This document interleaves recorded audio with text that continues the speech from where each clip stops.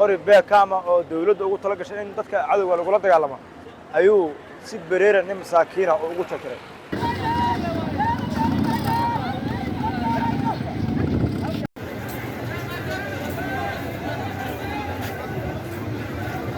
halkan waa afafka hore isbitaal Banaadir waxaa saacado ka hor dibadbax rabshado wada ka dhigay shacab careysan ka oo la xiriiray askari ka tirsan ciidanka booliiska oo waardiye ka ahaa ceel ku yaala xaafadda Daldamiska oo ay dileen ciidamo ka tirsan kuwa dawladda federaalka ee Soomaaliya.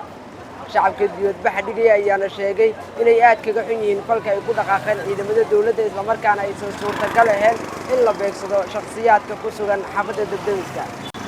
qaar ka mid ah shacabkii dibadbaxa dhigay oo la hadlay Fal Soomaali TV ayaana ka waramay sida ay wax u dhaceen iyo dhacdada. maanta waxa u dhaceen anigu waxa joogay Daldamiska kasoo horjeedkiisa baa nin lagu dilay in walaalkeena daahir Allah u naxariisto aad ugu xunnahay laskagana hari maayo wixii dilay laakiin Daldamiska ceelka meeshii la yiri oo laga guuro dawladda tiri laga guuro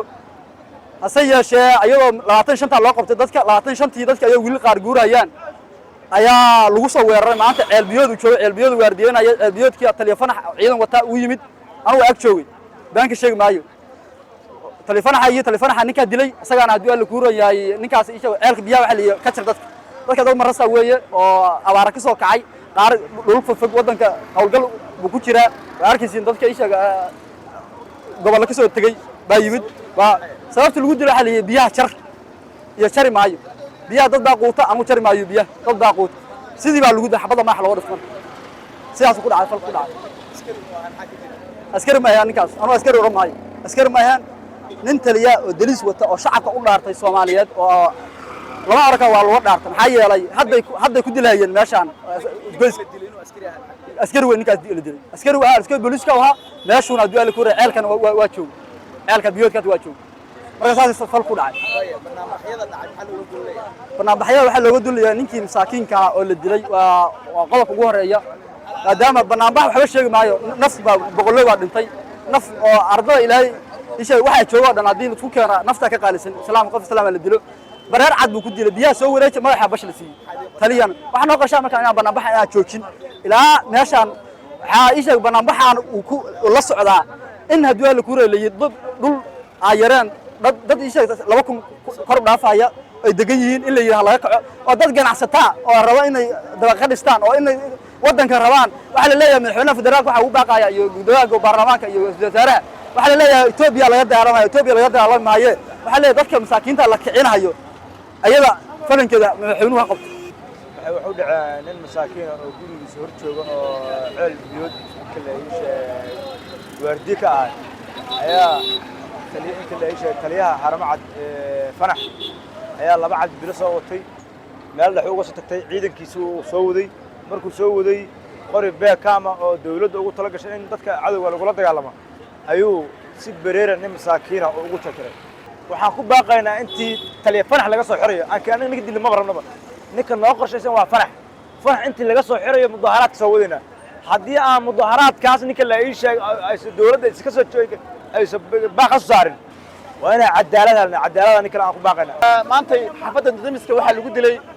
Cabdi Dhagoole maanta lagu dilay Cabdi Dhagoole wuxuu ahaa nin maskiin ah oo xaafaddaas Daldamiska degan buu ahaa dadkii deganna kamid oo ahaa waxayna ku dileen qardaro asoo dhaay wareedilina waxay xaba ku tiriyeen hadda dawladdu waxay ka qabato malahan waxay samaysay inay dadku u sii hanjabto oo ay tiraado dadka waa raraynaa waana leenaynaa waxa way arrintaas dawladdu dadka shacabka mana qabato dadka in la laayo maadaama dhalinyaradoodii ay jiraan furunta ay u dagaalamayaan dawladda u dagaalamayaan in dadkii joogay oo ahaa masaakiinta ahaa in la laayo guryaha laga raro xeel laga qabsado oo haddana looga raro dad ganacsataa oo dhiigmiirataa haddii dawladdu dhulka ay rabto oo ayadu ay rabto oo soo degaysaa laakiin dawladdu ma rabto ayadu dhulka waxa ay dejinaysaa dad ganacsataa arrinta uu goodina oo dhahay xoog baan kaga raraynaa anagana dhisayna dad ku hayaan dhanka kale taliska ciidanka booliiska Soomaaliyeed ayaa sheegay inay gacanta ku soo dhigeen eedeysanaha geystay falka dilka ah warqad qoraal oo ka soo baxday taliska ciidanka booliiska ayaa lagu yiri abbaaro 10kii galabnimo ayaa la dilay marxuum ex booliis Daahir Cabdi Axmed ina Salaade Maxamed Geedi 45 sano jir ku dhashay Mudug deganaa wadajirka oo lagu dilay degmada Wadajir gaar ahaan waaxda Xaawataako. Eedeysana booliis Mawlid Maxamuud Axmed oo ku eedeysan dilka marxuumka ayayna ciidamada ammaanka gacanta ku soo dhigeen ayaa lagu yiri warqad qoraal oo ka soo baxday taliska ciidanka booliiska Soomaaliyeed. Maxamed Daahir Buurmadiid, 5 Somali TV,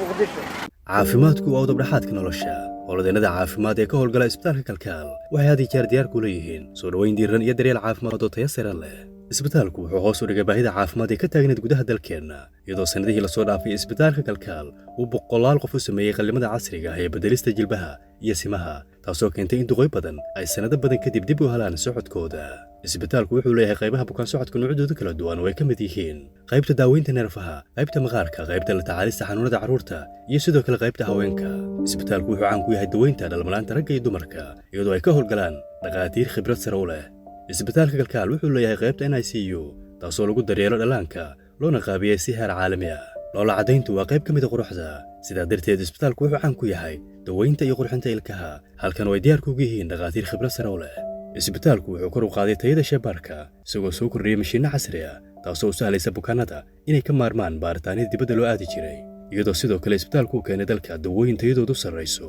Kalkaal Hospital wuxuu ku yaalaa waddada Banaadir ama kala xiriir namarka gaaban ee 44.